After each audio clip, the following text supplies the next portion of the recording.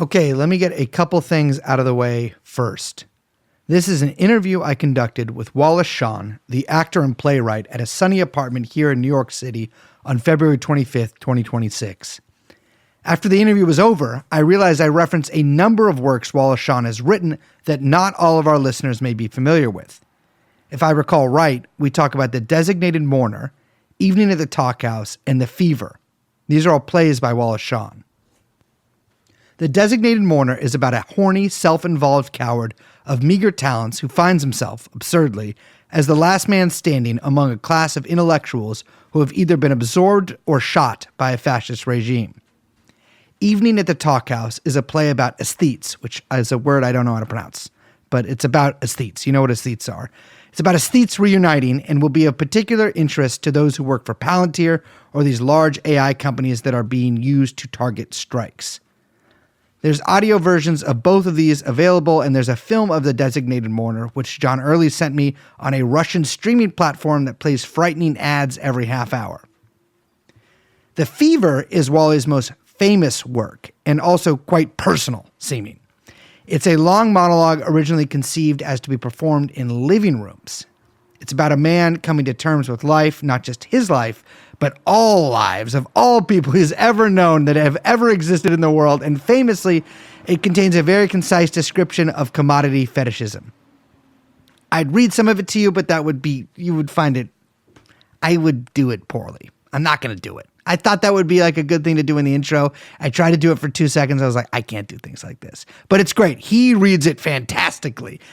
You should read it to yourself, or you can actually go see it, and you can in fact see Wallace Shawn perform it on Sunday and Monday nights at the Greenwich House Theater in Manhattan.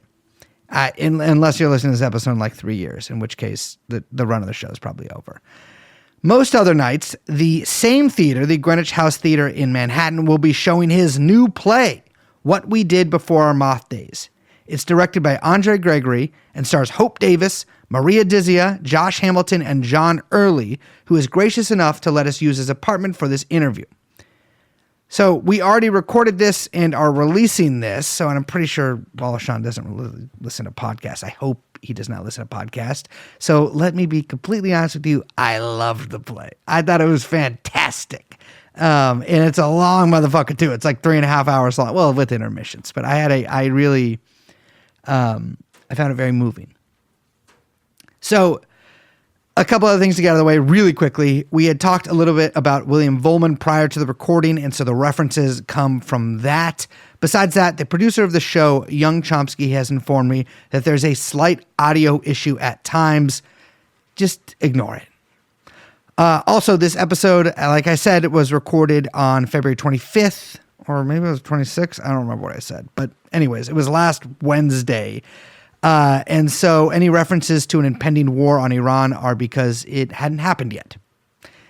So there is a good chance you might come from a very different background than Wallace Shawn, that you might have lived a very different life. And listen, the world he's from, his father was the second editor of The New Yorker. He grew up in this New York theater scene. He's lived his whole life in Manhattan. It is foreign to me. But there's a humanity in all of his work that I find really greatly affects me. Really greatly affects me. Boy. Well, it's lucky I don't write plays. Anyways, this might be the case for you as well. And without further ado, here is the interview with Wallace Shawn.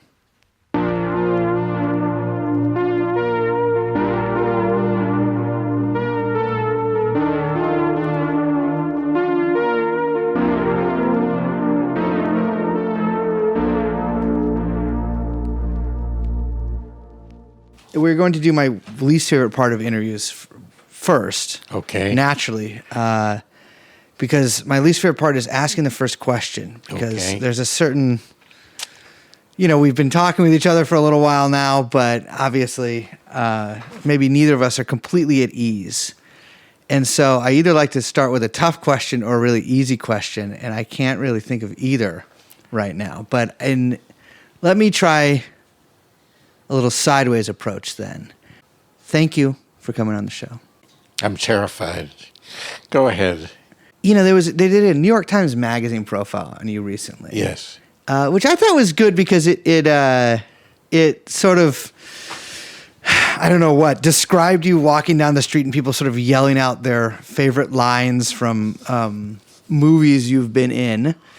I believe most notably The Princess Bride. And it occurred to me that when I was reading that is that I don't think I've seen The Princess Bride, and I certainly haven't seen, I don't think I've seen the Star Trek that you were in. I didn't even know you were in Star Trek.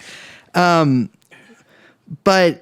in relation to some of your work that I have been ingesting over the past year and a half, it struck me as interesting because do you think about that sometimes, that you're really associated with these characters in these movies that are not necessarily the sort of things that you would make, but to a lot of people, that is how they see you. They, you're walking on the street, they yell "inconceivable" as because they see you. It reminds them of that. Do you ever get the urge to shake people and to be like, I've written some plays myself? Well, I think when I was younger, I was more upset about it. Now, I don't really believe as strongly in the idea of the individual as being a meaningful category. I'm going to go a little far afield to tell you what I mean. Go far. What do you think I'm going to do? Go far afield. Okay, so capital punishment puts the point most clearly. A person in their 40s is killed by the state because of the concept of the individual, which decrees that the person with the same body and the same name should be killed because of what that supposed person did 20 years ago. Does that make sense? Is that appropriate, really? I'm not sure.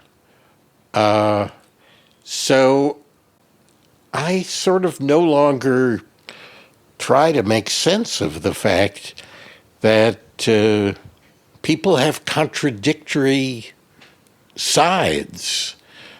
I mean, is the guy who brushes his teeth the same as the guy who writes a book, or the same as the guy who acted 15 years ago in a movie?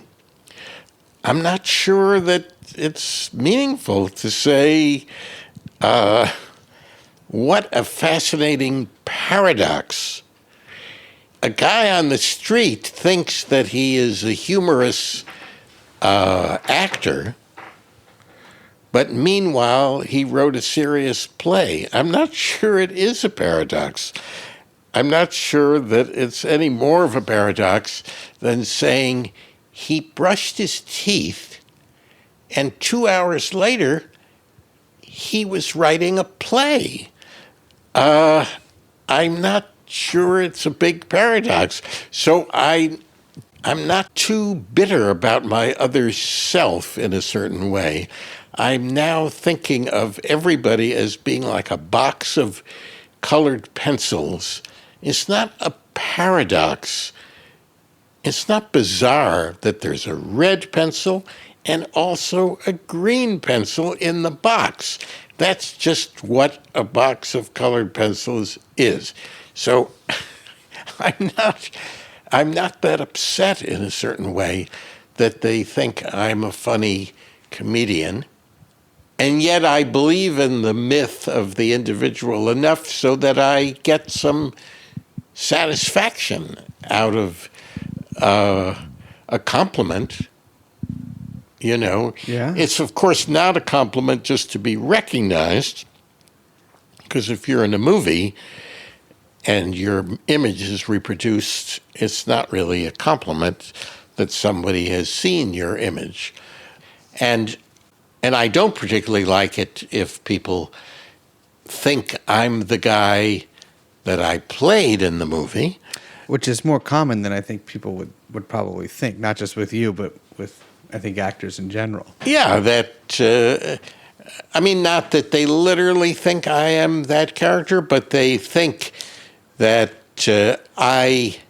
if I'm a funny character, then I must be a funny person, or I must be in a funny mood, or I must have a great sense of humor, or that is kind of annoying. And I do find any kind of shrinking down of an individual person demeaning. Obviously, it's no longer the custom for men on the street to say to a woman, "Wow, you have a great ass," because the person who they're talking to thinks, well, that's, diminishing of me. There's more to me than that. So I don't particularly, like that feeling. Yeah. Well, I think it's probably an uncomfortable feeling to get yelled at on the street no matter what someone's yelling. I remember I once, the movie Kids? Mm-hmm. I met one of the guys who was in that movie, who I don't think really became a professional actor afterwards. I think he sort of went on with his life. But in the movie, I remember I watched it when I was a kid. And obviously I knew it was a fictional movie, but it was one of the first movies I had seen that was like sort of done from this very realistic style. And in that movie, the guy that I met, he has HIV.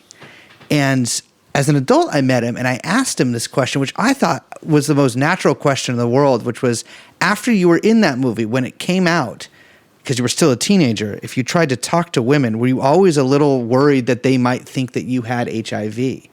And understandably, he looked at me like I was insane. But that is sort of always something I wonder, because I think people really do sort of associate actors, even if they're smart enough to know better or whatever, conscious enough to know better, with their characters. And I cannot say that I've also, unfortunately, I'm realizing that I do that because I have just seen your most recent play, Moth Days, and I've actually just saw you do The Fever as well. And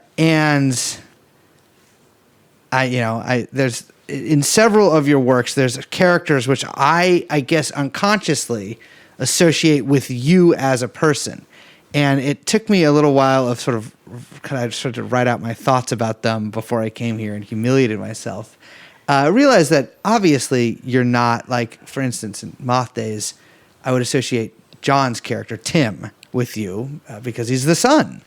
And then I realized, of course not. That's not really how... You didn't just write this play about these other people and then had yourself in there one-to-one. But in The Fever, it does seem like it is you to an extent. Well, that is certainly my only really autobiographical play. It has a made-up story in which, for instance, the character receives a gift of Karl Marx's Capital, Volume 1, on his doorstep. A mysterious gift. A mysterious gift. Now, that is a made-up episode, and it never happened to me. And the play is a unisex play. It could be done by a woman, and has been many times. I've seen it done by a woman. And it's got a made-up story, but the feelings and the conclusions and the thoughts and the struggle between the old person and the newer person, that's all real. That all happened to me.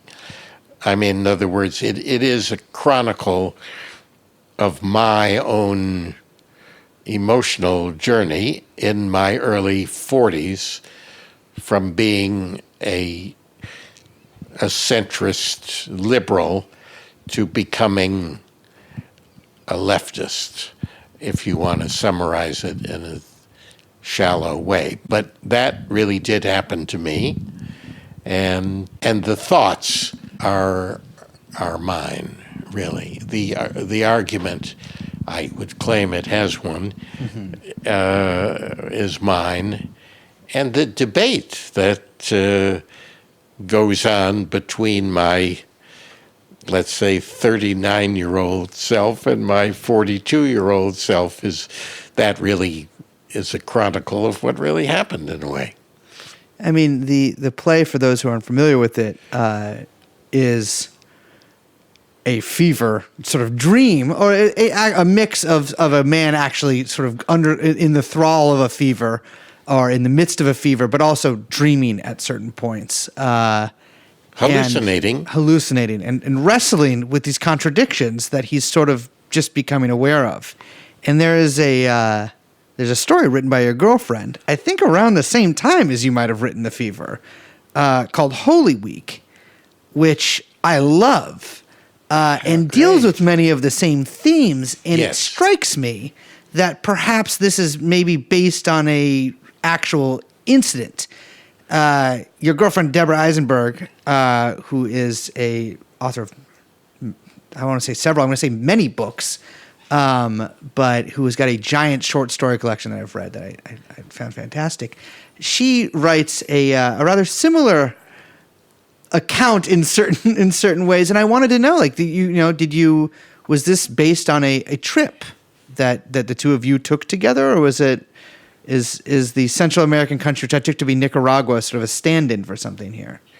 Well, this is an answer that would be of interest to people who have some interest in The Fever and in Deborah's stories, several of which are set in Latin America. Basically, I was going through this crisis in America, based on whatever. That's a whole other question. But I was going through this crisis in my own country, and I had heard about this revolution, which had very recently taken place in Nicaragua, and I was very interested in that. But as I have already told you in private conversation, I am quite a fearful person, and was brought up to be fearful, really. I don't know if any of your listeners are Jews, but there's a kind of we're sometimes a little neurotic. I've noticed. And afraid of a lot of things, understandably.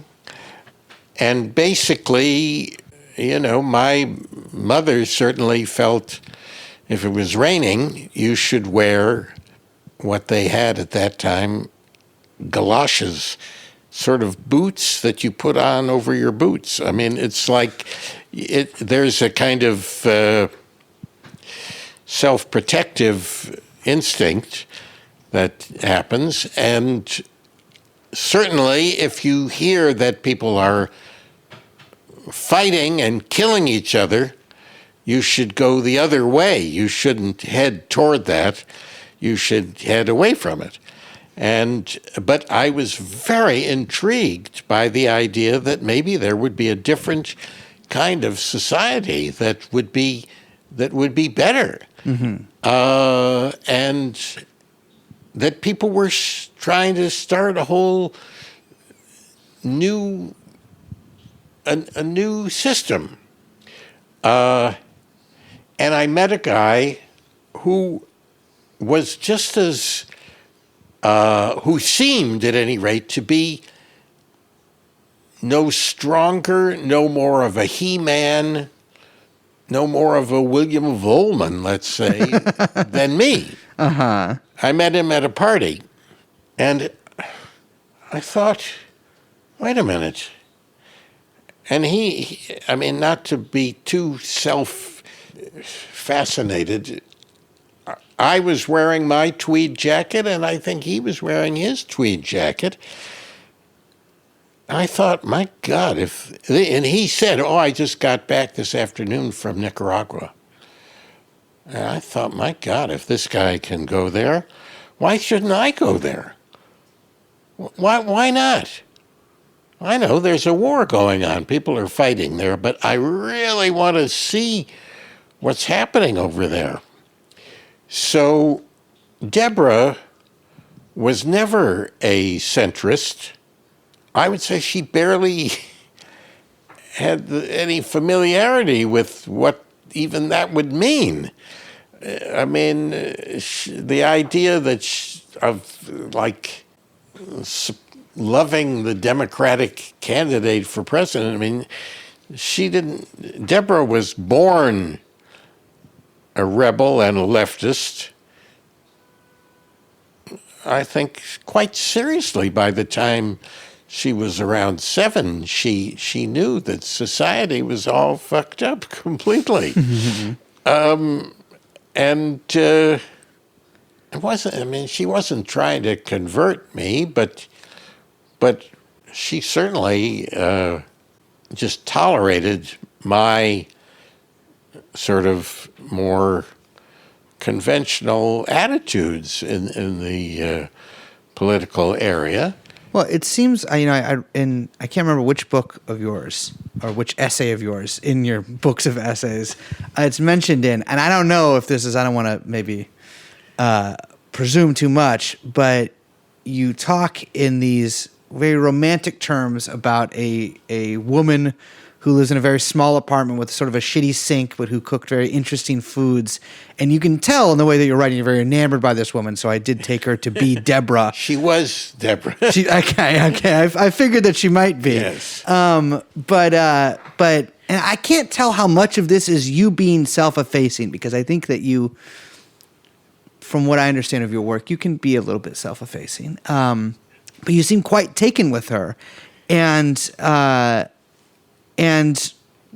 was it she who introduced you to these concepts as concepts? Because even in The Fever, you're saying you're talking about, how you've heard of these Marxist concepts before, but you never really thought about them in any serious way. And then it seems like once you meet this woman, and by this woman I mean Deborah, that you begin to take this very seriously. And it seems like you're sort of introduced to this world and into a new way of seeing the old world that you lived in. Yes, I mean, that's absolutely true. I think Deborah herself would deny, well, let's put it this way. I met Deborah in 1972.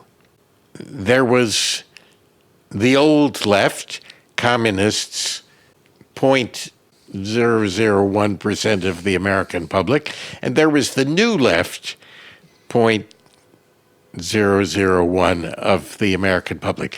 There were not a lot of left-wing people in America.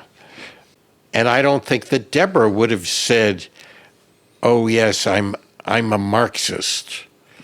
On the other hand, she had, as well as being a born rebel, it so happened that she had, during the very brief time when the New School of Social Research offered an undergraduate degree and had all these extraordinary European intellectuals teaching there, she had been very much, come into contact with the Frankfurt School. She'd written a long paper about Adorno. Mm-hmm. Of course, she knew the work of Chomsky. But she wasn't... today, there's a huge number of Americans who are on the left.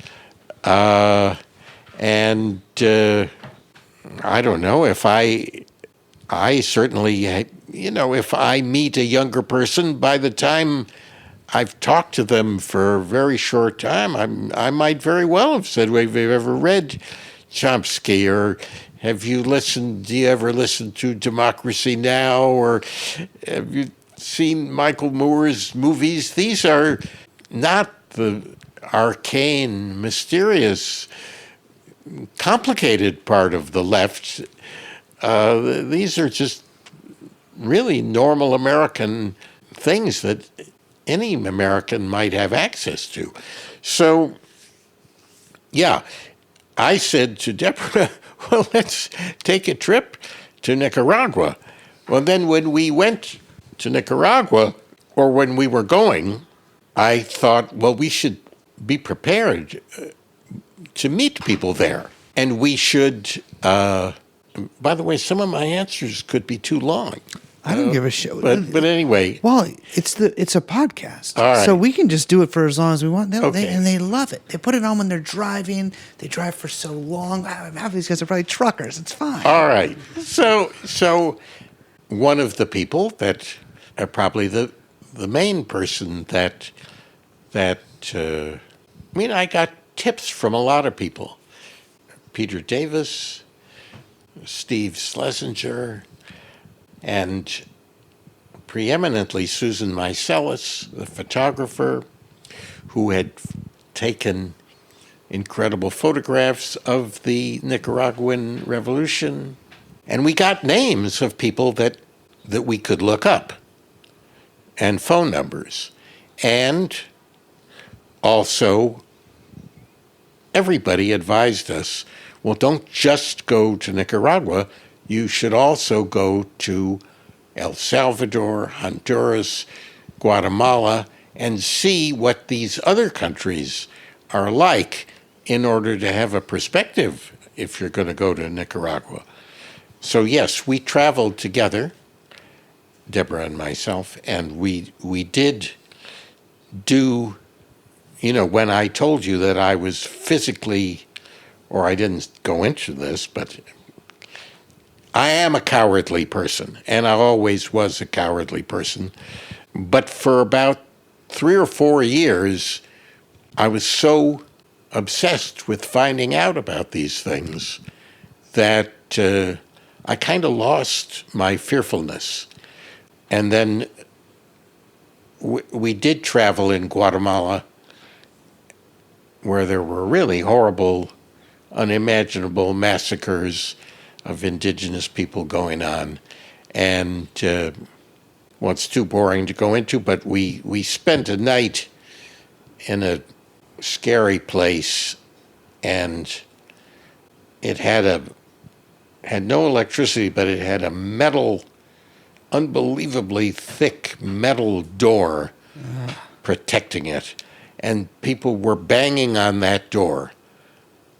I don't know who they were. Maybe they were friendly. Maybe they wanted my autograph. I don't know. But I was so frightened that I sort of thought, if I get out of this night alive, I'm never going to do anything scary again. And that sort of was true. But yes, some of what was included in Deborah's stories came from these trips. We took a few trips to Central America. Several. I guess we took maybe 3 different trips. Oh, really? Yeah. I want to maybe return to the trips in a moment, but I want to actually ask you about the cowardly thing, because I feel like I don't want to sound accusatory here, but I feel like, let me just give you an example from my own life. Sometimes if I don't feel completely comfortable or at ease, which is not infrequent, I will be a little bit self-effacing, and I'll say I'm an idiot or I'm stupid or whatever, but it usually revolves around me because I have a really bad memory. I have sort of a patchy education, and so sometimes some of my insecurities, I try to paper them over by really exaggerating them and by making it seem like I'm really stupid. And so, like I was saying before we did the interview, so that if I say something even halfway perceptive or intelligent, people are like, "Oh, wow, look at this! He's so good," And I got to tell you, I kind of get that impression from you, from some of your work, because there's sometimes such the fever, but really in the designated mourner also. which again, I'm not saying that you are Jack in The Designated Mourner. Thank you. But certainly I can see you writing yourself into that character a bit. That sometimes you can be so sort of self-accusatory of cowardice that it becomes maybe an exaggeration a little bit. I don't know if that is necessarily true. I'm not saying that you're, Mr. Brave, but do you really see yourself as that cowardly? Well, I do, because it does come up, I do think physical courage is a pretty important characteristic. To say, well, it does come up in one's political narrative. In other words, first of all, I don't know if my brother has written a great book about phobias called Wish I Could Be There. Yeah. And he and my father and I share various phobias. My father no longer living, and to different degrees. My brother suffers very severely from some that don't affect me as strongly, but I do have a fear of imprisonment, which is, most people don't want to go to jail. Yeah. Very few people. It's a punishment because people don't like it. But I feel I'm even more averse to going to jail than a lot of people, because I really am terrified of the thought of being locked in a cell. And I was locked in a cell in a movie because the third assistant director screwed up the lock, and I was locked in the cell for a short time, maybe 20 minutes or something, but I really didn't like it. It was true that I really am claustrophobic and don't like jail. So if I had no fear of jail, or of being hit on the head by a billy club, I would be running to the front of every demonstration. Instead, if I go at all, I tend to be in the back. And I certainly don't volunteer for arrest. And if I wanted to, I could get myself arrested in defense of immigrants being attacked, certainly within the week. Mm-hmm. I could simply take a plane to one of the places where they're doing that the most. And I would have a higher opinion of myself than I do sitting here if I did that. And if they come to New York, and if they, I don't know, maybe I will have the courage to resist ICE. Or maybe I won't. We'll find out. But there's no, am I a physical coward? Yes, obviously, or I would be doing these things because I actually believe in them. I'm not if I were an even greater coward, I wouldn't even go to the demonstration, because there's always a chance that you might get hit on the head. So there might be somewhere sitting in Manhattan a greater coward than me, someone who really would like to go to the demonstration, but just is so afraid of the tiny possibility that they'll be hit on the head that they don't go. So, yes, to be self-effacing is a defense mechanism that I may use. But, when you talk about, there are a lot of self-deprecating things that I say that I can back up with proof. I would love to call myself an intellectual. I'd love to be an intellectual. But I know I'm not, because I just haven't done the reading. Wally, who the hell calls themselves an? Do you know people who? I think Susan Sontag would have said she was one. Yeah, but do you think that when Susan Sontag told people she was an intellectual, people were like, "Oh, wonderful, an intellectual"? Or do you think they said, "Oh, brother"? You know what I mean? Like, it's like he's calling herself an intellectual. Hey, no, nobody. I mean, first of all, you're an intellectual because you're.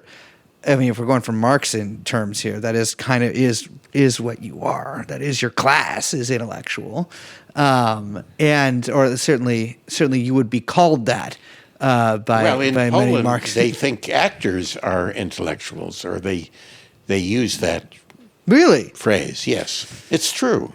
Well, not many of the ones that I've met, but no, I'm kidding. Of course, they've all been intellectuals, but I don't know. It's you sort of undercut what I was about to get you back with when you said yes. If you were truly a coward, you wouldn't be at the demonstration at all. But I want to know where do you get your conception of bravery from? Because when I was a kid, I was obsessed with King Arthur and the Knights of the Round Table.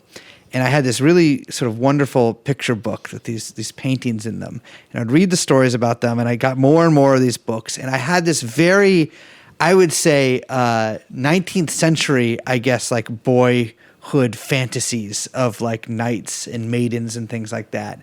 And I realized as I grew older and less chivalric, or however you pronounce it, that those lessons are really, of all of the ones that I learned as a kid, those sort of the morals of those stories, which were not always. I mean, some of these people were cowards in them, and some of them were dishonorable in them. But those stuck with me more than anything. But that's how I got my conception of like what is brave and what is bravery, what is cowardice. I mean, even today in my house, I realize that all of this sort of art that I've picked out on the walls depicts that in some way, or most of it does. I also have a clown having sex with a beautiful woman. But I was wondering, like, where did you get your kind of conceptions of these things from? Because your own tellings, you grew up in this very kind of good, loving family who taught you how to be a good person. And that's what you always say. It's how to be a good person, how to be kind to people and stuff. But where did you get your ideas of what bravery is? It's interesting. I don't think I gave it any thought until I was a grown-up. I didn't think it would be... I mean, I was always the smallest and the weakest in my class at school. And I once sat at the same table as Martin Scorsese at an event, and I have the fantasy that he said this to me, but it could be just some interview that I read of him. But I think I said that I was never enormously afraid of people beating me up, because who in the world would beat up a little kid? I mean, I was the smallest. None of the people in the school I went to would have beaten me up, and they didn't try, and nobody ever has beaten me up. I don't mean to jinx myself on your show here. Don't worry, I'll give you a gun after we're done. But and I think Scorsese either said to me or said in some interview in his neighborhood that was not the case at all, that people enjoyed beating up the smallest kid. I mean, I'm not quoting him exactly, but that was the idea. I honestly don't think that I thought that the issue would arise until I was a grown-up, and obviously...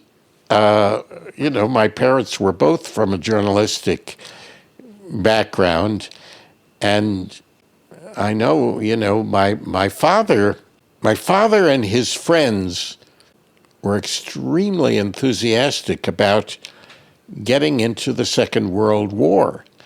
And when war was declared, they marched around the living room and went and enlisted the next day.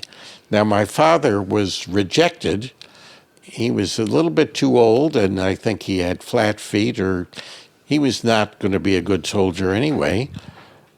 But he did, as an editor, he did send people to war, and some of them, at least one I know was killed. Mm-hmm. And so I knew about, war correspondence. And of course, Susan Meiselas, who became a friend, she to this day has no hesitation risking her life for the sake of a photograph. And of course, on these trips that Deborah and I took, the question became completely clear. We met, I remember, we met a nun who was teaching in El Salvador, risking not only being killed, but being raped and tortured. She was in a little village, and she was serving the poor, teaching, and she had no defense. There was nobody guarding her. There were no weapons. And it was clear what side she was on. She was on the anti-army side. Mm-hmm. And so we met several people who were physically courageous. And yes, indeed, I did think, I respect that. I'm meeting somebody who I really do respect more than I respect myself. It wasn't a contest. Yeah. I just did. It was a fact. I did respect them. The guerrilla you sort of write about meeting in The Fever. Uh-huh. It seems to be the nun is not even a guerrilla. The guerrilla had a... Yeah. Did you meet guerrillas when you were down there? We did. But they were armed. Yeah, and so it's a little... Exactly. And the thing about being armed is actually, and I'm going to let you know a little secret there, you can be as small and physically weak as possible. But there's a reason in those old cowboy movies they call it the equalizer. And that can be a good thing and that can be a bad thing. But it does, I guess, allow you to possess more physical bravery, or at least to be able to enact that physical bravery than you might otherwise be able to. But still, it's a million times more dangerous to be a guerrilla in El Salvador than to, be a party goer in Manhattan. Well, I want to ask about that, because that is a lot of what The Fever is about. And that's a lot of what Designated Mourner is about as well, or somewhat. But when you got back, you said this was a real revelatory experience. And I got to be honest with you, I don't know if I've met a ton of people who had a complete sort of sea change or a change of perspective in their 30s, let alone between 39 and 40. You talk about how, in The Fever, and again, this is obviously a sort of fictionalized version of this, you sort of you read this book on Marx or you read Capital, and you're able to see commodity fetishization everywhere. And then it sort of fades. But for you, it didn't seem like it actually did fade. You got back and you sort of, I don't know what did you see? Because it's interesting. You do have a theme in a lot of your writing where you sort of equate fancy restaurants and decadence, which I don't think is completely unfair, but like a hedonistic lifestyle, an upper class lifestyle with going to fancy restaurants. I mean, this is in everything from My Dinner with Andre to to Moth Days to everything. When you got back, you're sort of taking stock, I assume, or during this period, you're taking stock of your own life and the lives of people around you, people that you love and that you know to be good people. How did you wrestle with that contradiction? Well, there were a few years where I was an unbearable human being. Oh, for me, it's been every year. You're lucky you only had a few. Yeah. Well, you may not put in the effort to be liked that I do. Maybe you do. I don't know. But I want everybody to like me, and I'm usually, I've usually been a very agreeable person. And that doesn't mean that they do like me just because I'm being agreeable. But you have to understand the hatred that I felt was more for myself than for others. But my hatred for myself was very extreme, and I've changed in the sense that perhaps it's just old age or time, but I would say that I don't feel the blame that I did at that time. I'm afraid my diagnosis of myself and other people has not changed, but I don't hate myself now particularly, or others. I don't really, and I actually don't any longer believe in blaming and hating, and which may divide me from perhaps some of my favorite leftists. Well, you're talking to the number one. He can attest, I love every single person who's ever been born and ever will be. But I do have some problems with some critiques of some people. But I think one thing that is in your work, that I think that does come across, is you don't really blame people.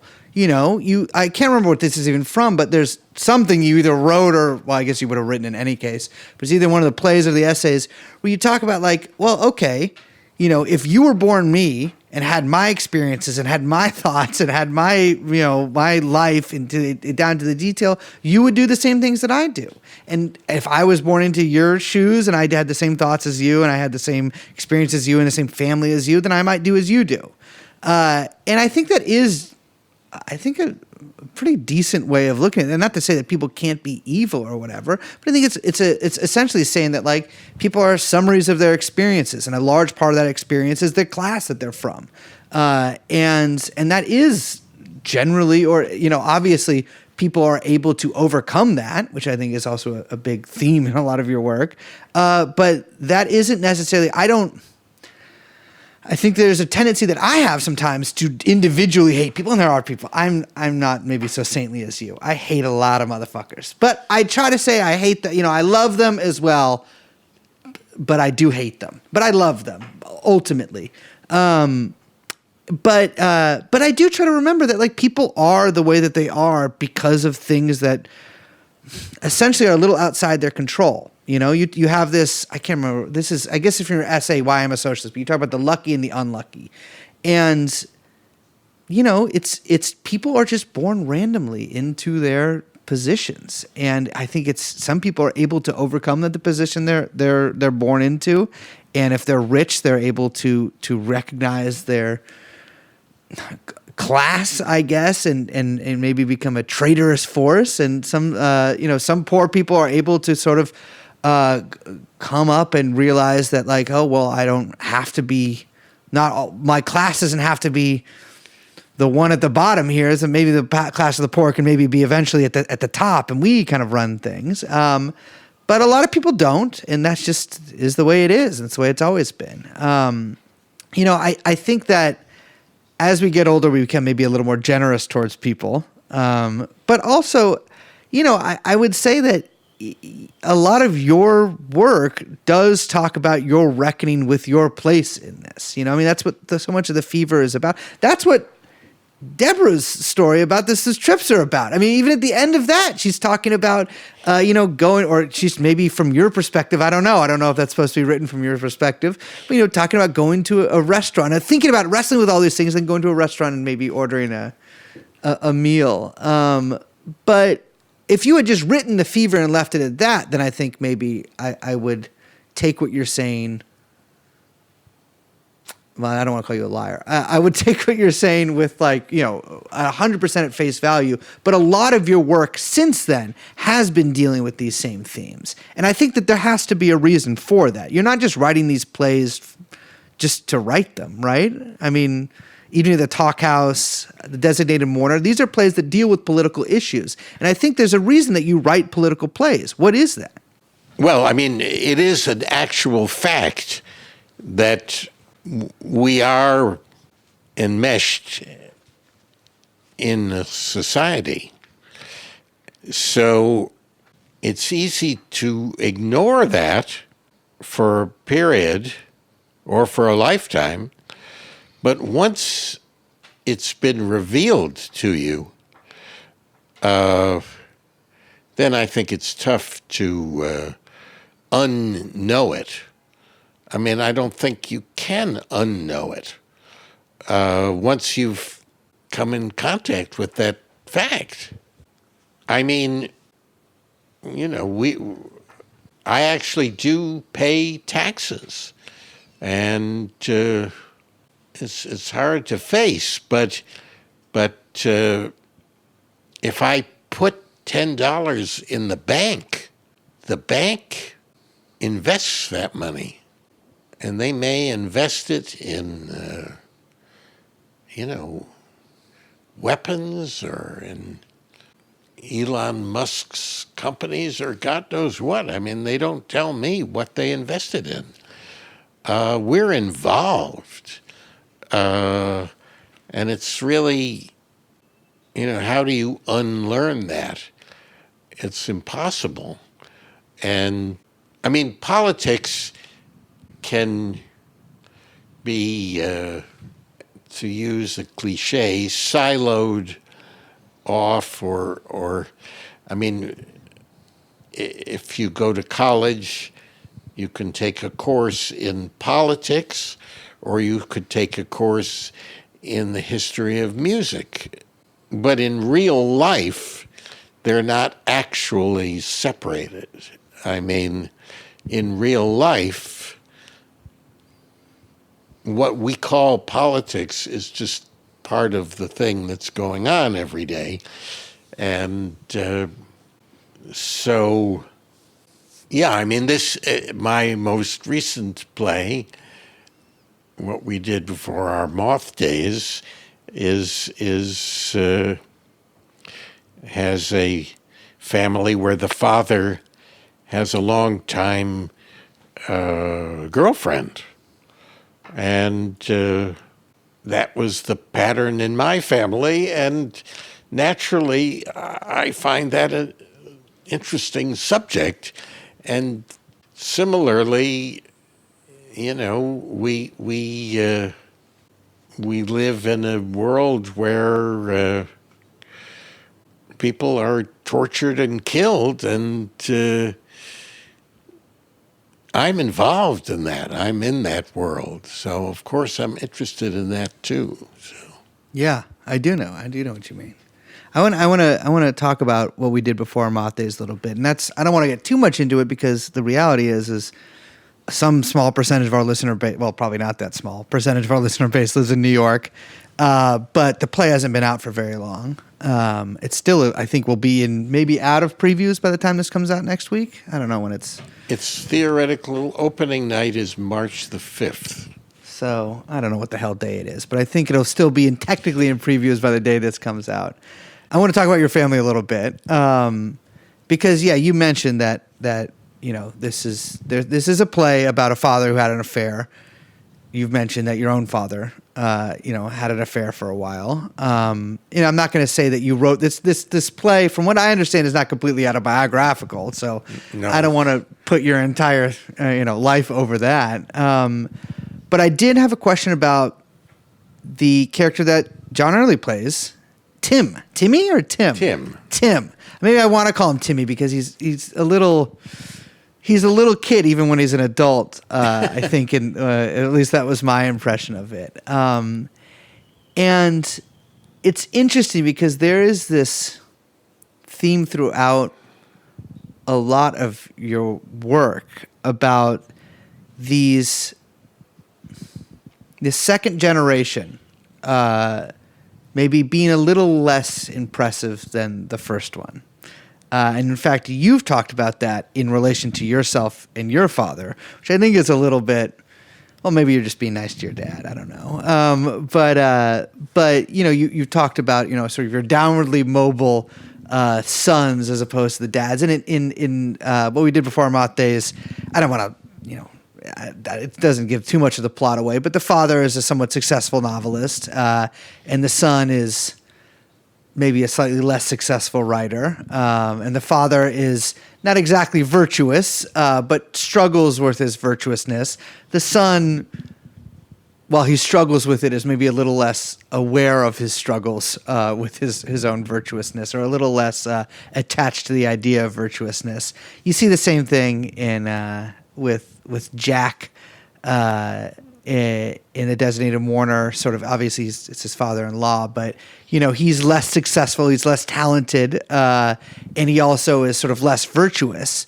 Do you think of yourself as less talented or less virtuous than your own father? Because I don't want to say, if it was one thing, one incident of you doing this, I'd be like, okay, well, everyone's, you write plays. It's not like everything's about you. But when it comes up as a theme, you got to wonder, Well, I'm not wildly psychologically self-aware, but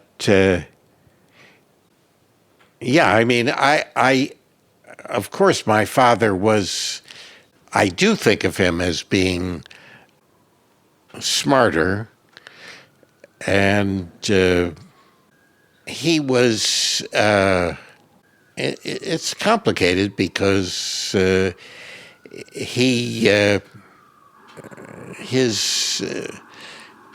fact that he was involved with another woman as well as my mother was not a happy situation.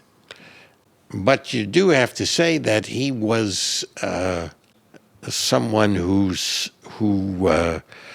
well, let's say, leaving out that story,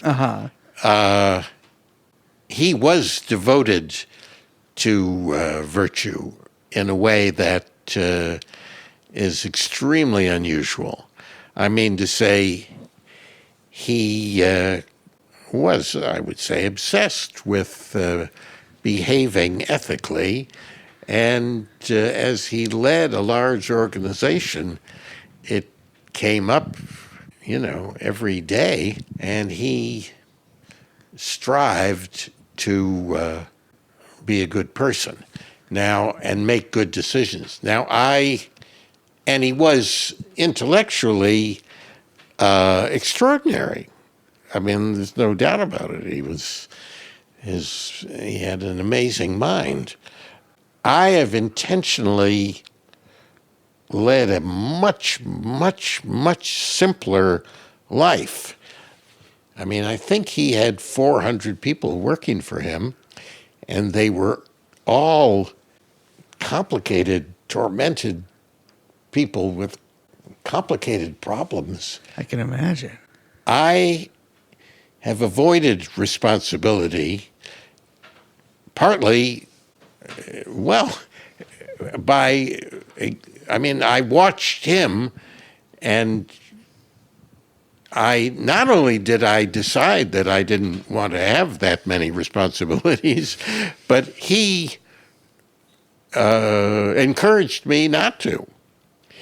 And my father may have been kidding himself, but I think he absolutely believed that he'd been trapped in these responsibilities and couldn't get out of them. And not only responsibilities to the people who worked for him, but he believed that the institution that he worked for was like a church, and itself represented a kind of virtue that he wanted to continue.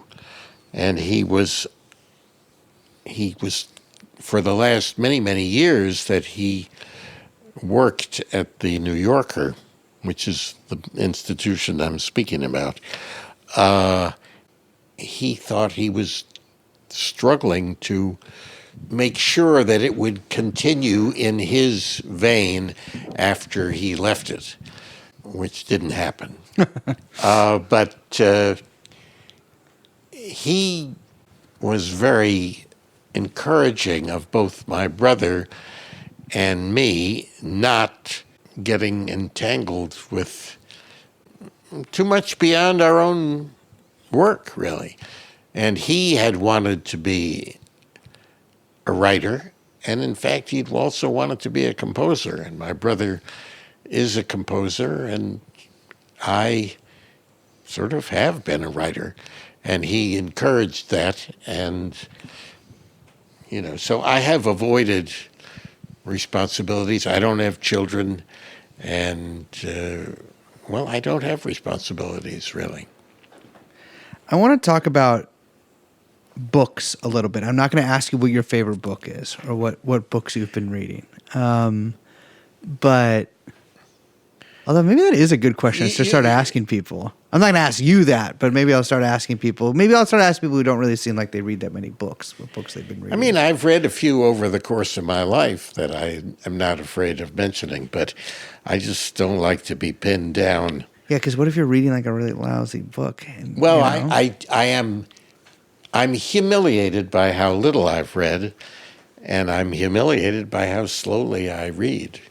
But I do spend a lot of my time reading books. Yeah, well, I would hope so. I think that's how you got. In my view, that's how you learn how to write. Is okay? Yeah, you go to school or whatever, and go to English class in high school. But really, I feel like you learn how to write from reading books, because you read a book and you're like, I love this book. This makes me feel good. This guy seems really smart. I wonder how he did it. And then you don't really figure out how he did it ever, but you just read that book and you read enough of them, you kind of get the idea. That's how I view it, at least. But there is a point where, because I saw Lily Thomas? What's it? Is it Lily Taylor?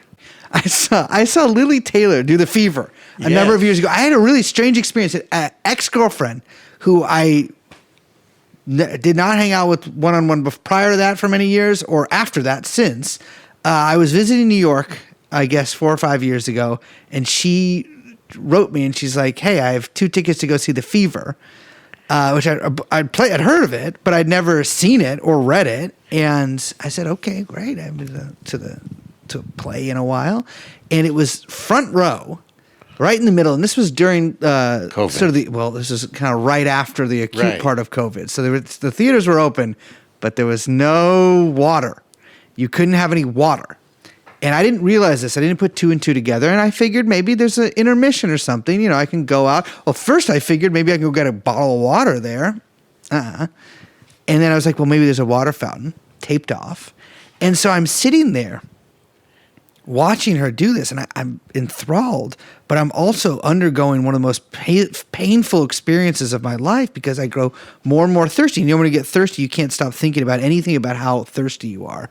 And that happened to me. And so it was a sort of crazy experience that I saw, or that I had while I was watching this play. But something really stuck out for me with it is that there's a couple different points in it, but there's one, and dealing with the same sort of, I guess, metaphor. But the book on your life, and I've something I've thought about actually a number of times over the years. That there's this book of your life that you are familiar with that has all your thoughts and your feelings and your motivations, and it's a very thick book, and how you perceived everything and this nuance to you and like your soul and your spirit in it. And then there's the book that is actually available for print, which is quite short and describes sort of all of the mundanities of your life that you might otherwise think are unimportant, but actually do make up the connective tissue from your birth until your death. And, I think about that a lot with myself because, I'm very easy to caricaturize, not just because of my physical appearance, but, I sometimes I'll meet people and I realize they have a certain idea of me, and I always want to be like, but no, that's not me at all. There's so much more to me than that. And even the things that you think about me are actually because of this and this and this and this and this, and then you can't. And what's sort of funny or a little bit ironic, I think, is that you are subject to the same force that everybody else is. You have this sort of little book about your life that is you brushing your teeth, taking a shit, whatever. But you also have this way of explaining sort of yourself in this and your thoughts and your feeling towards things. And people, I think, take them quite seriously. I think that you're seen as a sort of a sensitive man. And a man of nuance and emotion. Do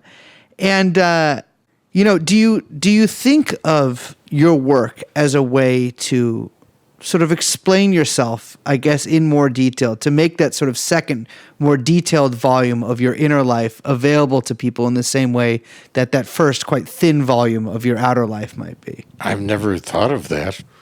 I mean, I don't think of my plays or even my essays as being attempts to explain or define myself. I mean, maybe you think I'm obsessed, but to go back to Mr. Shawn for a second, my father. Listen, if you're Jewish, you got to be obsessed with one of your parents at least. He didn't think writers should be interviewed or photographed. He thought that was not only a kind of distraction from their work and a kind of absurd vanity, but I think he thought it was totally irrelevant.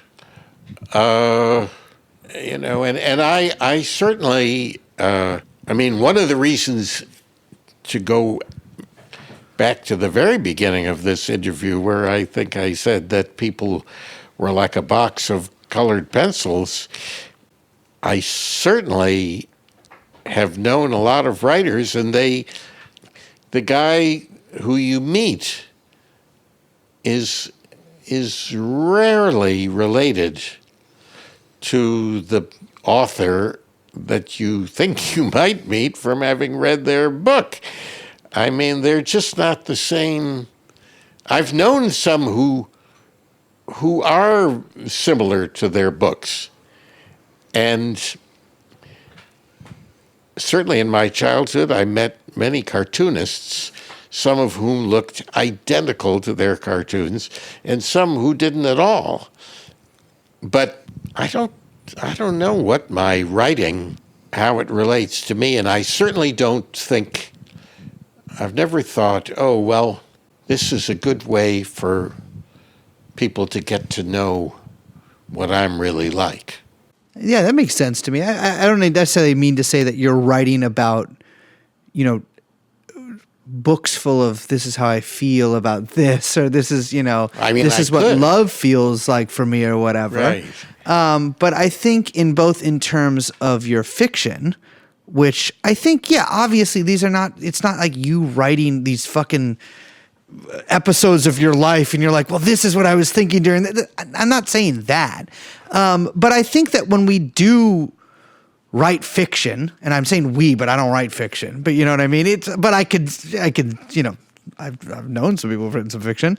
I don't think that necessarily, there's not these like autobiographical, there's not these exegeses of like you sort of pouring everything about yourself, but it is you writing that. And that is you sort of expressing this inner world that may not be your inner world, but it's an inner world informed by your own experiences. But your essays, I think, are sort of a mix of I think, political and personal writing. And I think actually the essays, maybe this is all a trick to kind of to allow people a little bit in so that they don't go even further in, which is, I'm very familiar with this trick, and I have many therapists or analysts over the years who would attest to this. It's a very effective tactic. But I think that there is something of ourself that you leave on the page no matter what you write, even if it's something very boring. And I'm not saying that you're writing fiction or you're writing essays in order to just gratify that one part of yourself. And my question is, well, why do you write, or why do you write either fiction or nonfiction, either one, the essays or the plays? It actually is a question that only has occurred to me recently, very recently. I mean, why does someone do that?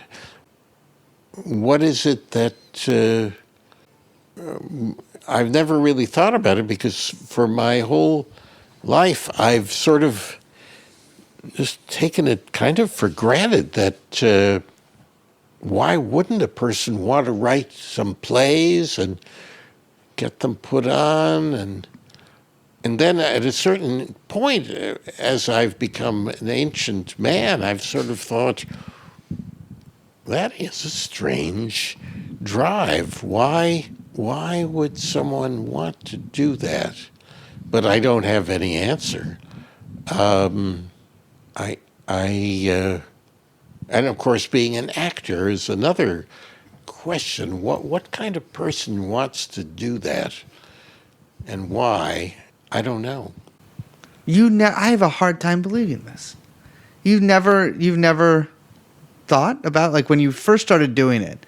Well, how did you? Well, because you acted before in plays before you wrote one. No. You wrote plays before you acted them. Yes, many, many years. I never dreamed of being an actor. Absolutely never crossed my mind till I was 35. You wrote experimental. Yeah, it was like experimental theater at first. I wrote, my earliest plays were pretty strange. Not necessarily strange, certainly not stranger than some of my later plays, but they were weird. And but I did, with my brother, I did puppet shows before I wrote plays. And I mean, and of course I also only recently began to think, why plays? What a strange thing to do, particularly because I've always had a very odd relationship to the people who do plays and go to plays. I mean, I don't know what kind of a fiction writer I would have been or could have been, but I mean, it might have been a little bit more comfortable. I've had a very uncomfortable relationship with the theater-going public, to put it mildly, and with the people who do theater. This is now not true now that I'm an old man. My most recent play seems to, the audience seems comfortable with the play, and I don't feel that there's any mismatch there, or a kind of ridiculous non-meeting of minds. But most of the time that I've been writing plays, I've really felt, gee, there are people in this town who might be interested, but they're sure not here. And the people who are here are having a bad time and they're unhappy, and what a big mistake it all is. And yet I've been doggedly loyal to that form. But you're just like, I guess this is just what I like? Or do you even like it? You're just like, this is just what I do. I do like theater. I mean, I do. I go to plays and I like plays.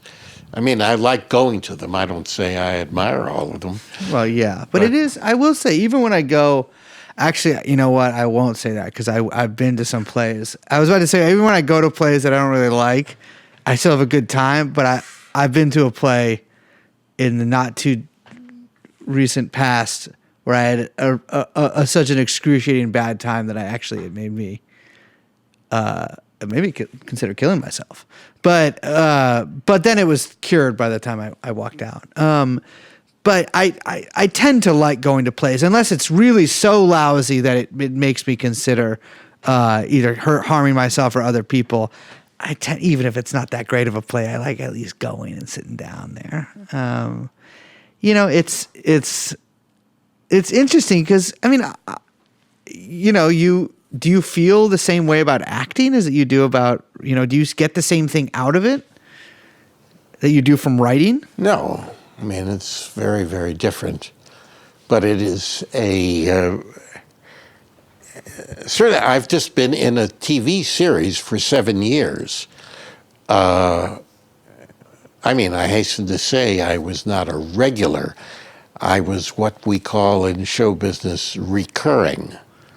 I appeared basically every third show on average. What show was it? Young Sheldon. Young Sheldon. And of course, that was very, very interesting because I sort of thought, gee, because the audience loved the show.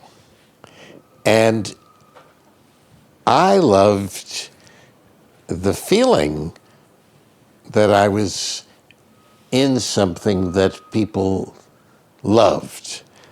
And I did think, I wonder why I devoted my life to writing things that people didn't love, and there were so few of them anyway.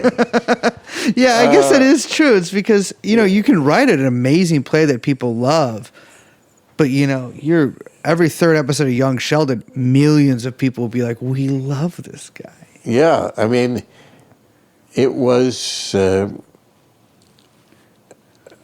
unbelievably loved. Yeah. And when I meet people on the street who were fans, it's their enthusiasm is incredible, and it's true all over the world.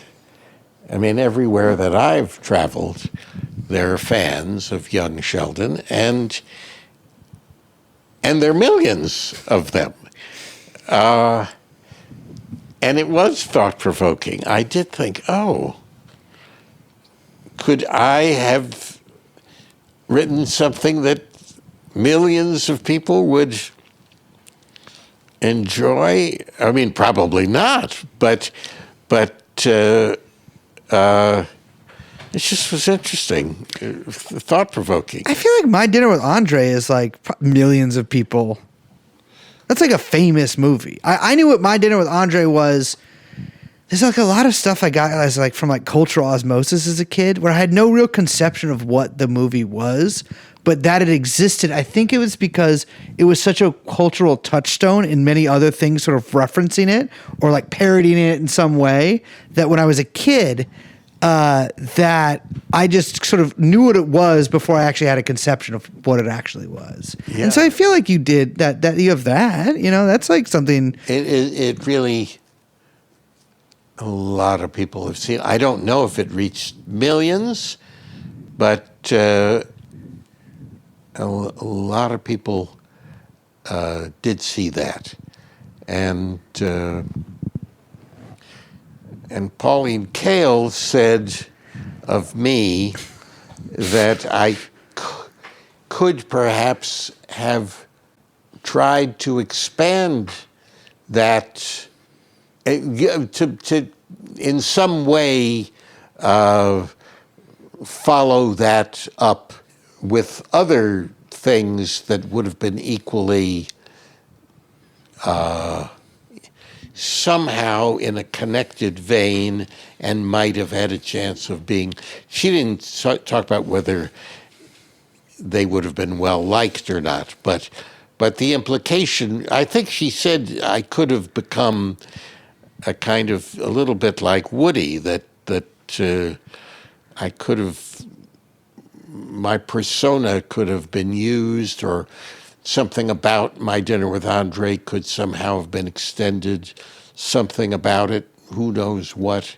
We could have had a nebbish Jew sort of expanded universe. I don't know. I mean, she didn't say what she was thinking of, but she was surprised that I just kind of dropped it and went on, writing my weird plays. Why did you drop it? Well, I've really been obsessed with these plays, from the beginning. Yeah. Even though if you'd asked me, 50 years ago, I would have said, well, I can do it or I can leave it alone. I have no obsession with writing these plays. I'm not compelled to write them. I just write them. But then, I think COVID was a time when I really faced the fact that if I didn't even write a single sentence during a day, I was quite agitated. Mm-hmm. I mean, I began to realize there was, I don't know what there was at the beginning, but writing had become part of my physiology, it was a need. Yeah. And were you not writing during that period, or you were? I wrote. Yeah, I have normally taken years off from writing. Yeah. And have never felt, as Trigorin says in The Seagull, I must write. I never felt that. But somehow it has always been a part of my life since I was a boy, I guess. Well, it's funny because you must write, but then, I'm asking you why you do it in the first place. And you're like, I guess I just kind of am. Can you understand why maybe as an interviewer I might have some suspicions about such an answer? Because I can tell you, I'll speak from my experience, right? Sometimes I have an idea, and on very occasional times, they're not lousy ideas, and I'll try to enact those ideas. And I'll have this, I guess like you were saying, obsessive need to do it. And sometimes it works out and sometimes it doesn't work out. But at the end of it, I will feel some satisfaction. And I don't know necessarily where that satisfaction comes from. But I'll feel some kind of unique satisfaction that's unique to like an experience like that. And so, there is and I understand kind of in retrospect, okay, well, I did this thing because I kind of wanted to, I guess, express myself, or because this idea I thought was a decent enough idea that it should be made manifest in the world. But at the end, I realized that I kind of do it for this satisfaction at the end of it. And sometimes that satisfaction can have higher motives behind it. Sometimes it can be completely selfish motives behind it. And so, I have a hard time believing that you just are doing these things because, what is it, God commanding you to? Well, first of all, I've never had an idea that I executed. Oh, okay. So that doesn't occur with me. My essays are somewhat of an exception to that, but my plays have always just emerged in some mysterious way without a plan, or certainly without a concept that I want to write about something. And the rewards, I've been punished more than rewarded. I mean, I'm admitting in my recent years I've become a respected elder statesman. Yeah.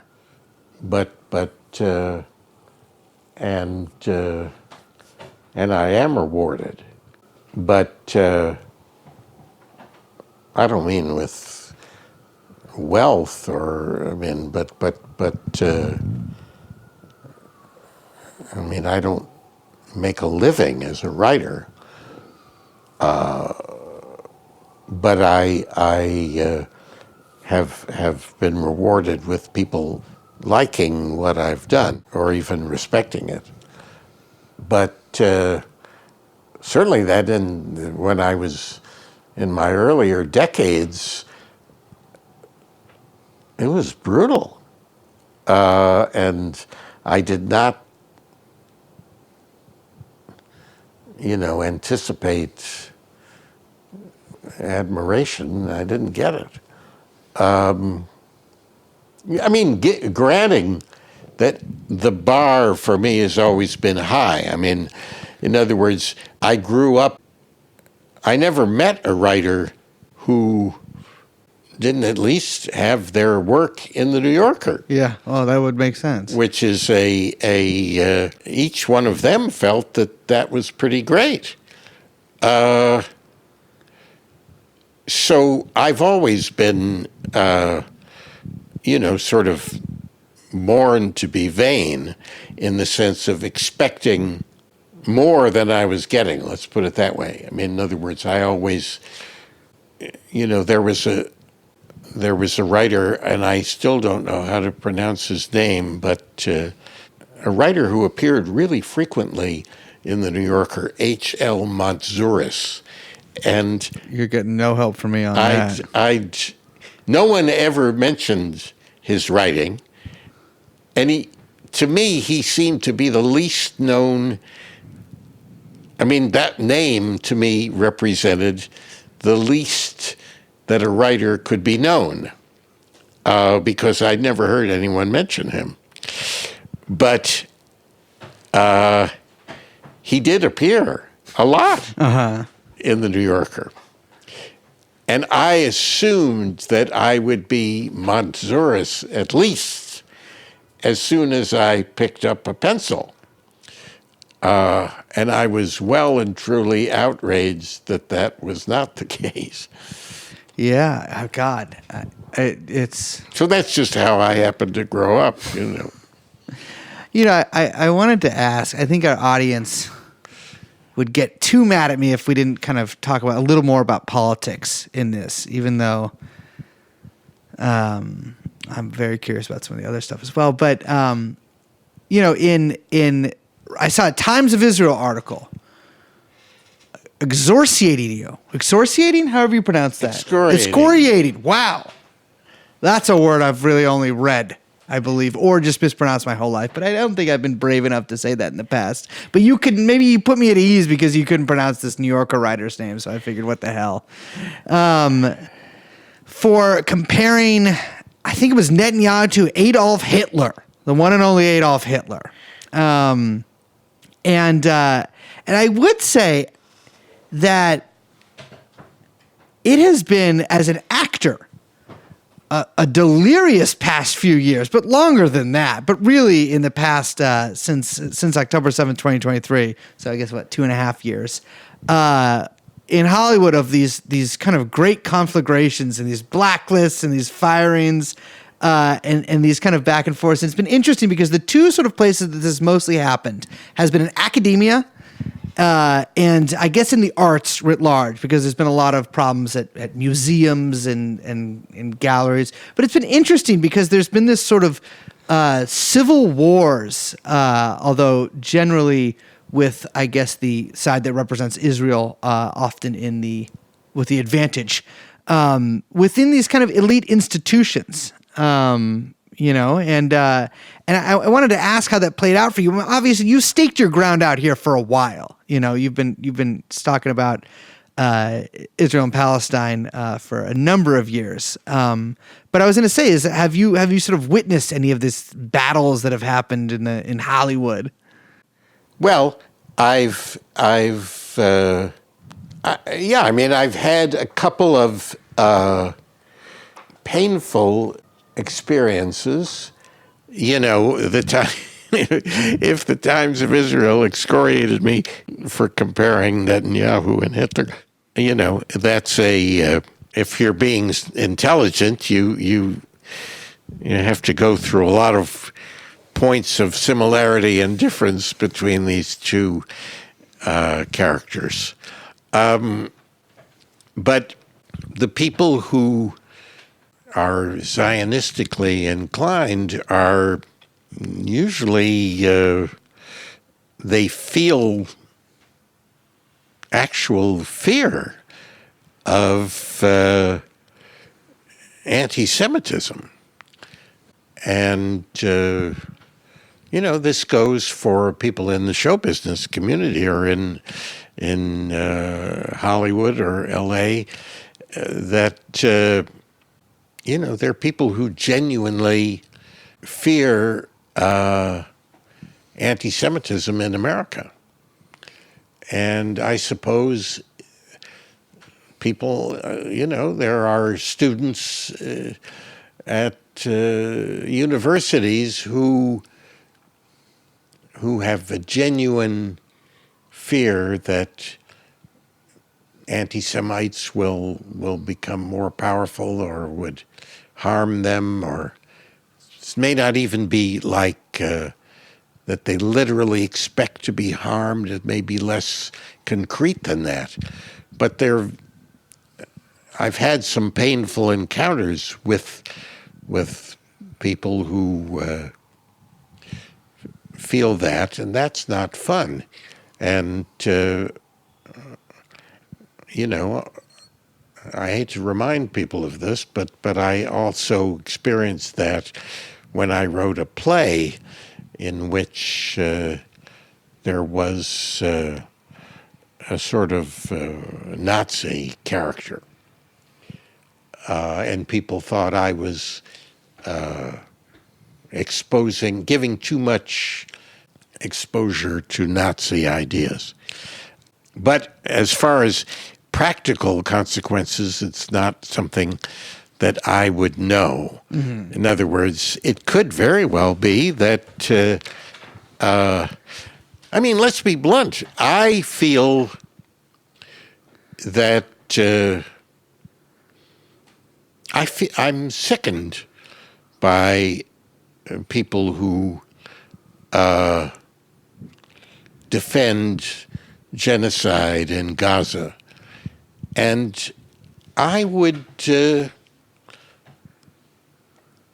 I'm admitting it on your show here, and maybe it's a terrible thing to say, I don't really want to, I think there are people who ignorantly sort of come to the defense of Israel, but anybody who knows what I know about what the Israelis did to Gaza and would still defend it, I'm sort of horrified by that. And I think if I were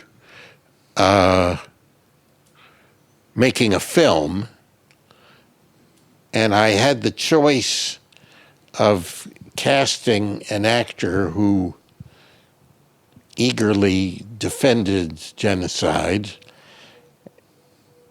and an equally good actor who was against it, I think I'd just pick the one who was against it. And there may be people who feel a kind of revulsion against me and might conceivably, just privately, have thought, I don't want that little guy in my movie. I don't like him. I think he's I mean, I met an elderly lady on the street a few years ago, long before, this, but just based on things I'd said. And she said, well, I used to like you, but you hate Israel. And there could be some people in Hollywood who might think that privately, and maybe they're directing a movie and the casting director says, well, who did you like better, Wally or Fred? And they may just quietly say, I think Fred would do the part very well. Now, would that ever have happened in reality? I have no idea. I think about this a lot because especially right after October 7th, as you can see, the two of us are very visibly Jewish. But I know a lot of Jewish people, and I know a lot of people with Jewish parents. And I would say at this point in my life, I don't think I know a single Jewish person that I regularly speak to or have any interaction with, really, who is a Zionist, let alone somebody who is really in favor of somebody that of Israel's genocide in Gaza. But I know a lot of people whose parents have this view of the world that it was very difficult for me to connect with. I try to, much to some people's chagrin, I do try to understand even people who I completely disagree with. I at least try to get where they're coming from, even if the destination is a really crazy place, and even if I think that they're maybe privately, I think that they're scum for thinking that. I try to understand what they're coming from. But so much of the stuff that I was hearing from people, and they're relaying what their parents had said to them, was so absurd to me that it was really difficult for me to even place it in a reality that I recognize. People who thought that subways were going to be gassed by Columbia students, or that the Columbia students had foreknowledge of the October 7th attacks, sort of secretly transmitted by Hamas to them, or that that there was going to be pogroms in South Williamsburg or whatever. It seemed to me that some of these things were so fantastical, and yet so fervently believed by so many people. It was one of those times in my life, it's not the only time in my life that it's happened, but that I just was like, wow, I really don't understand people as much as I previously did. It's like my worldview is so radically different than some other people's that I'm not even sure I could communicate with somebody like that, just because we can't even agree on a glass, if the wall is white or the sky is blue or something like that. It's just shocking to me. And it's been crazy too to watch, like, how it seems like there really is this, from people who were previously rather squishy on the issue, this tide that's kind of turning against at least the U.S.'s support for Israel.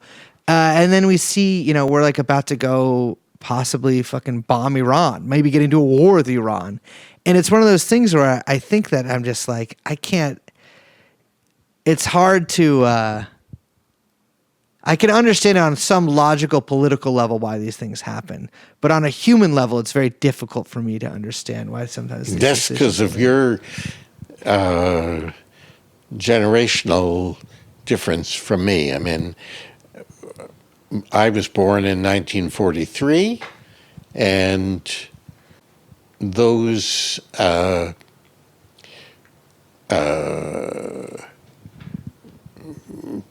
Zionists, the fanatical Zionists, it was burned into them by very real things. I mean, we can't even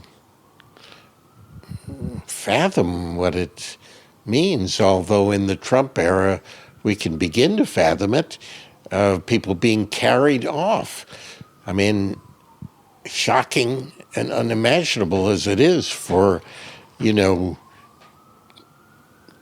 or 20 or in some places 50 immigrants or supposed immigrants being put into a bus and taken to a detention center. That's unbelievable. But I mean, imagine millions of people being taken off, and not just taken to a detention center, but to an extermination camp where they were killed. I mean, this is...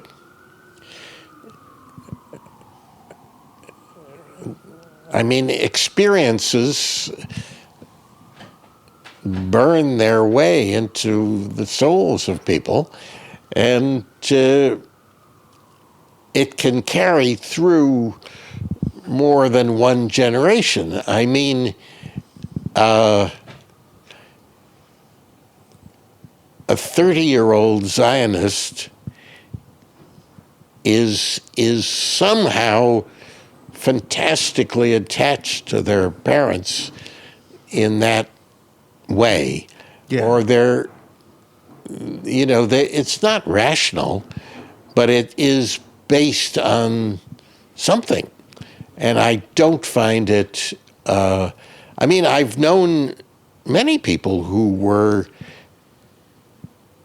could not break away from the deepest beliefs of their families. And I don't find that. I mean, you're right in saying, when you said, I don't think I can even communicate with those people, you're right. I mean, you can't. Yeah. Because this is not rational. That's not... you can't have a discussion about it exactly. It's not like even something like the class system. Why should there be some people who are privileged and others who are oppressed?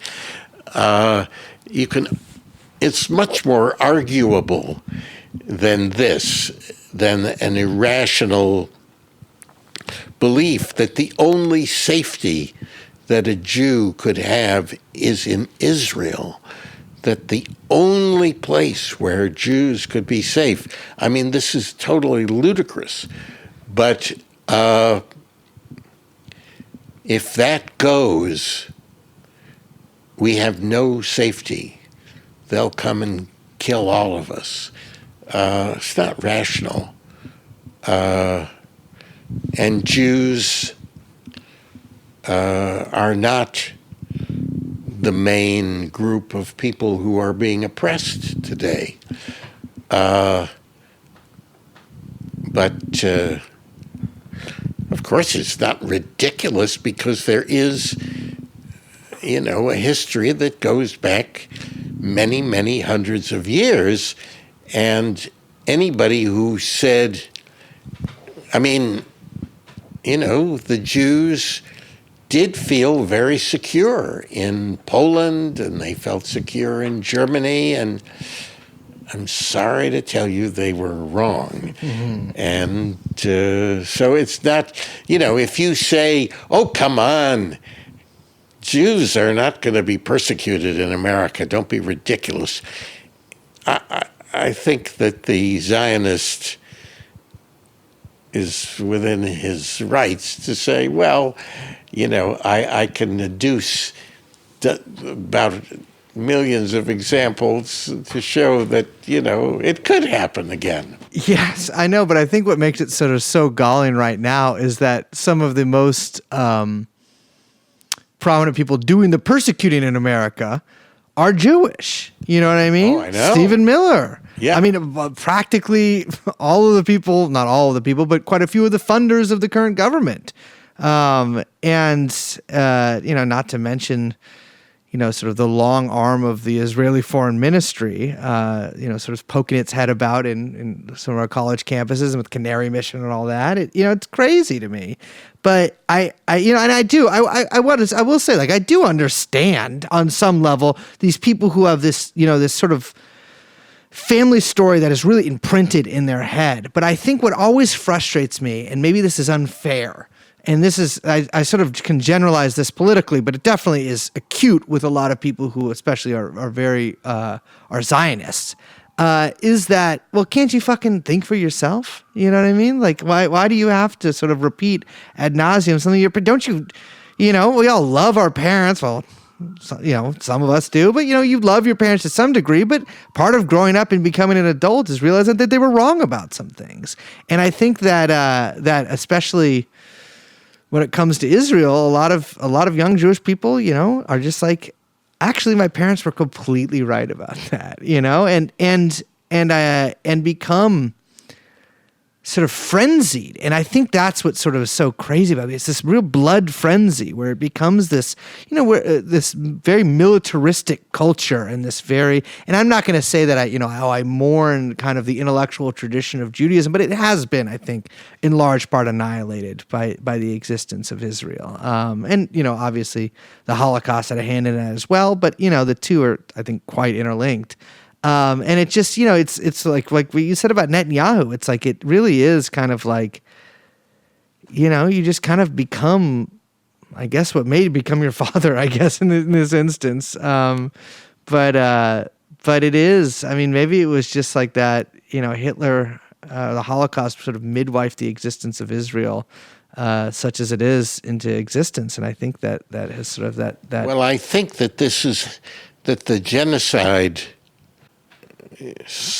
obviously, this is some kind of revenge for the persecution of Jews. It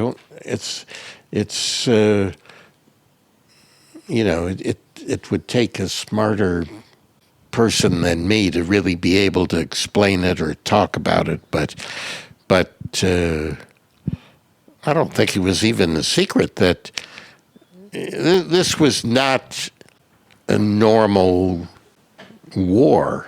Yeah. There was something way, way beyond.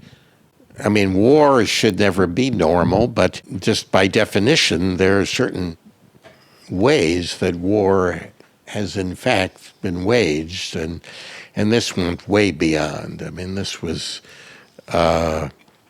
some kind of mad spasm of killing that they felt justified in doing. And we can sit here and say, because they're totally out of their minds, which is true, but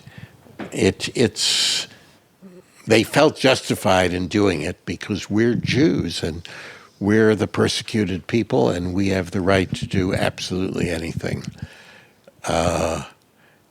But it went beyond even that. I mean, in other words, it went beyond just, quote unquote, being sure that nothing like October 7th ever happens again, or it went beyond that. I mean, and it's still going on.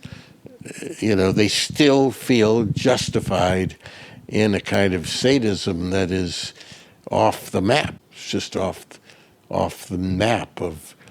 And that's not to say that the Vietnam War was not also off the map.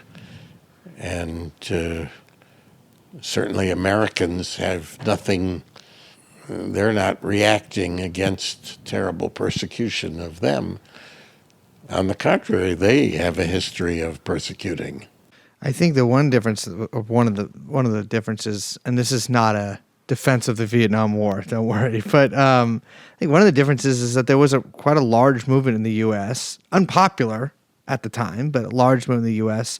against the Vietnam War. And again, some of that was out of people's self-interest in that they didn't want to, stop going to the sock hop in order to go to Da Nang or whatever. But you don't really see that in Israel. You see this, and that's what makes it also just so unbelievable, because I might have a slightly more, I'm not going to say cavalier, but I have been in favor of some wars in my life, and some extant wars, not wars waged by the U.S., mostly wars waged, in fact, entirely wars waged against the U.S. or compatriot governments. But I've supported a number of groups, let's say non-state actors in my life, in my mind, never materially, in case anyone's listening to this, but I it's to me what's so baffling is that it just seems like there's not really, even so the so-called like liberal parts of the Israeli government are still in favor of essentially everything that's going on. And there isn't sort of this same kind of anti-war movement in Israel at all. I mean, the Israeli left is vanishingly small. And it's just, I don't know, it's just one of those things that's, again, like, it's like, I really try to understand everything, even if I really dislike it, I try to understand. And It's just very difficult for me to understand, because even if somebody nuked fucking San Francisco, I'm from San Francisco, someone nuked San Francisco, if in response to that, a bunch of people, or even me and people that I knew, had to go somewhere and kill children, I would have quite a great deal of hesitation. I might even fight against that, Yeah. And it just, I can't really fathom not feeling that same way. And I try to, but it's very difficult for me to fathom that. Yeah, well, they feel that that the Holocaust will return, and that and they this was a terrible idea to found a state that was, where another group of people would have to be subordinated or expelled, and where geographically they would be surrounded by people from the same background as the ones that were being expelled. I mean, this was a recipe for disaster. It seems like a bad idea. There was certain people did know that. And, it's, but it's not ridiculous for an Israeli to feel that Israel has never been very popular, and now is, unbelievably unpopular. But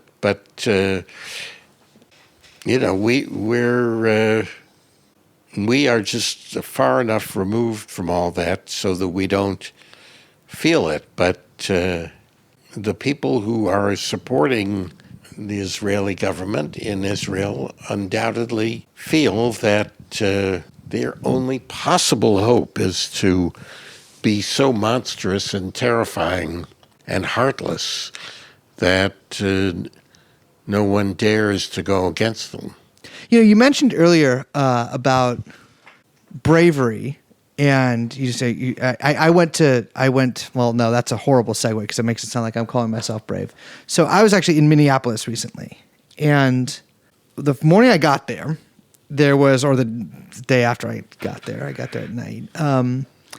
I witnessed ICE arrest an immigrant. And it was in typical ICE fashion, very sort of Keystone Cops. There was an element of absurdity to it on one hand. And then something I've really wrestled with since then is an impotence that I felt, because I was sort of standing there 5 feet away from where this was happening. And there had been this great commotion, and we had all rushed over there, and we'd sort of been chasing this guy for a while. But then as they were arresting the guy and putting him in the back of the car, and they'd pepper sprayed this woman that was with the people I was with, and they had sort of wrestled someone else to the ground, and they were yelling sort of obscenities at these people who were sort of gathered around. I realized that I can't actually... There is a level above this that I can't go to for a variety of reasons, right? Like I want to go to jail for something that would likely not really have a great outcome to begin with. But I felt this helplessness that has really sort of stayed with me and makes me kind of sick to think about sometimes. And I don't know. I don't want to... I'm not trying to treat you like my therapist or something like this, but I kind of extrapolate that out further, and I think of all this stuff that I care really deeply about. And I'm talking about, for instance, I really, a number of years have been really anti-Zionist and against the state of Israel, but also against, my political views that I hold very sort of dear to myself and believe in, that animate much of my life and also sort of, I guess, my moral outlook on the world. And I think that something that I wrestle with kind of psychologically is you can get to a point with all of those things, but then you kind of can't, mixed metaphors here, consummate them. You know what I mean? Like, I can believe very strongly and hold very strong moral positions about something or political positions about something, but I can't, as try as I might, enact those things. And I get this sort of frustration that I feel sometimes. And sometimes this frustration really kind of drives me a little bit crazy. I know people who've gone actually kind of crazy from it. And I wanted to ask you because you're a little bit older than me, but you've sort of had quite strong political opinions for a number of years. How do you deal with that? There's been you say you sort of had this conversion when you were about 40 years old. I would hazard a guess that there's been a number of times throughout your life where you've been very hopeful about things, and then some things have gotten better, and then other things have gotten worse. And I guess my question would be how do you deal with that, the sort of melancholia of all that? I did feel when I was in Nicaragua, when the Sandinistas were very much the good guys, I did feel that they were going to create a much nicer type of society. People can debate whether the seeds of their current awfulness were there. I mean, people are still debating it about Russia, Lenin, etc. Were the seeds there at the very beginning or not?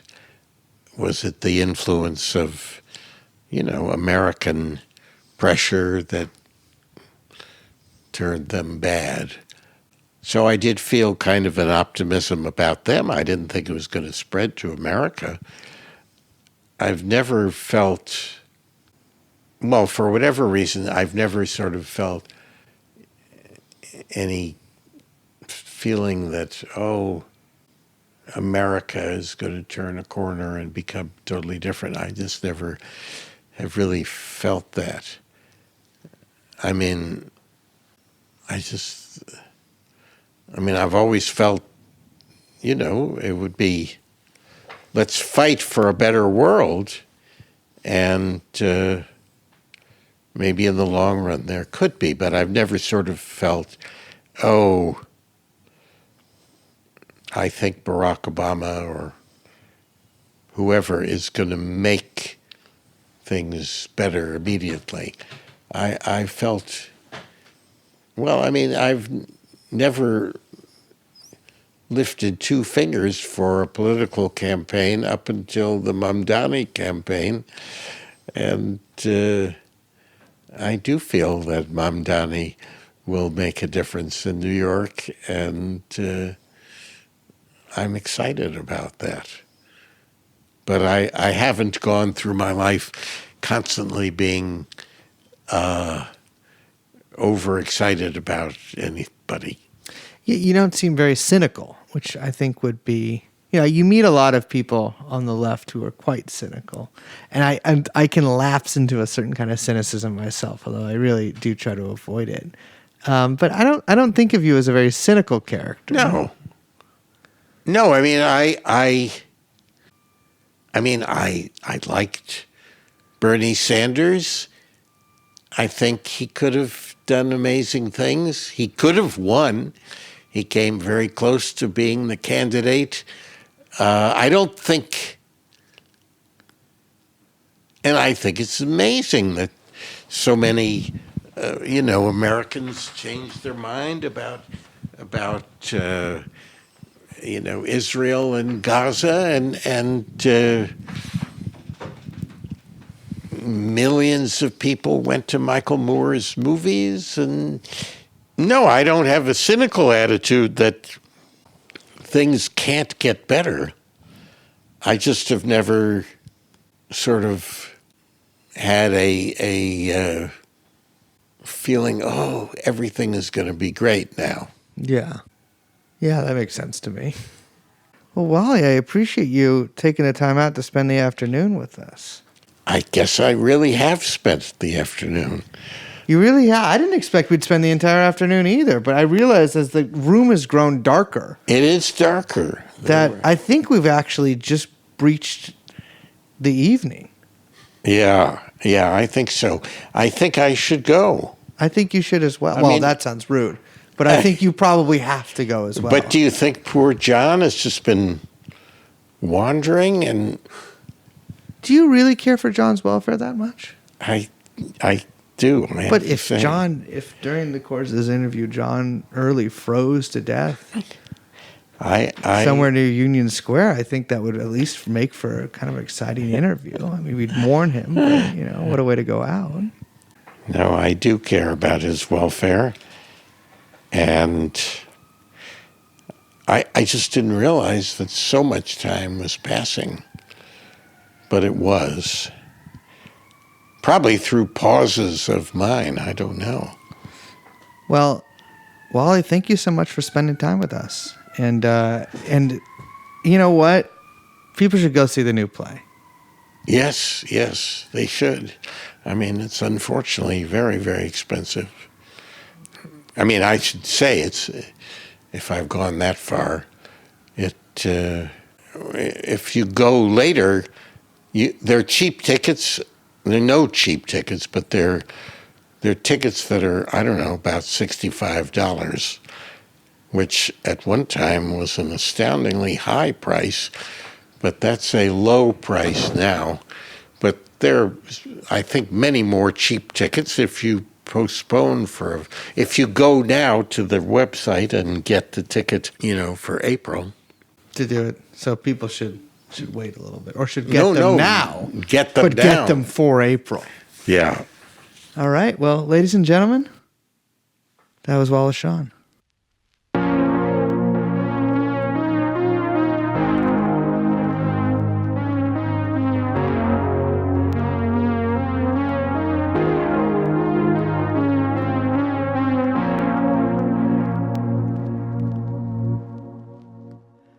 All right, ladies and gentlemen, that was the interview. We would like to thank Wallace Shawn for sitting down with us for a really long time, and John Early for helping set this whole thing up and letting us use his place while he stumbled around in the cold as to give us some privacy, even though I tried to Shanghai him into actually sitting down and doing the interview with me because I was too afraid to do it without Liz. But listen, it has been a pleasure to be able to do this. What the fuck am I saying? It was a